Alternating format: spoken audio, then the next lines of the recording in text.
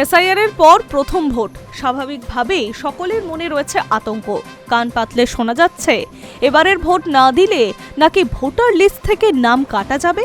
ফলে নাগরিকত্ব হারানোর ভয়ে যারা বরাবরই ভোট কেন্দ্রিক বিমুখ, তারাও এবারে ভোট দেবেন বলে ঠিক করেছেন। ভিন্ন রাজ্যে থেকে মোটা টাকা খরচ করে হলেও দলে দলে ঘরে ফিরছেন পরিযায়ী শ্রমিকরা। ভোট সকলের গণতান্ত্রিক অধিকার, তা প্রয়োগ করাই কাম্য।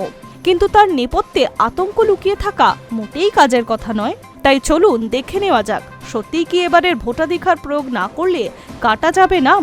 তথ্য বলছে ভোটাধিকার প্রয়োগের যে কারো ব্যক্তিগত সিদ্ধান্ত। ভোট দিচ্ছে না সির্ফ এই কারণেই কারণ নাম বাদ দিতে পারবে নির্বাচন কমিশন, এমনটা নয়। তাহলে প্রশ্ন উঠছে, নাম বাদ যায় কখন? কোনো ভোটারের মৃত্যু হলে অথবা যদি কোনোভাবে নির্বাচন কমিশন কারণ নাম যাচাই করতে না পারে, সেক্ষেত্রে বাদ পড়তে পারে।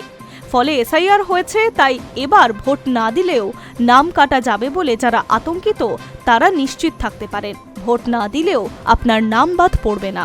উল্লেখ্য, চলতি বছরে বাংলার বিধানসভা নির্বাচন হচ্ছে 2 দফায়। ইতিমধ্যেই প্রথম দফায় 152 আসনে ভোট হয়ে গিয়েছে। এবছর রেকর্ড পরিমাণ ভোট পড়েছে প্রথম দফায়। বুধবার দ্বিতীয় দফার ভোট 142টি আসনে। তালিকায় রয়েছে মুখ্যমন্ত্রী মমতা বন্দ্যোপাধ্যায় নিজের আসন ভবানীপুরও। এই দফায় ভোট হবে 7টি জেলায়। High news network.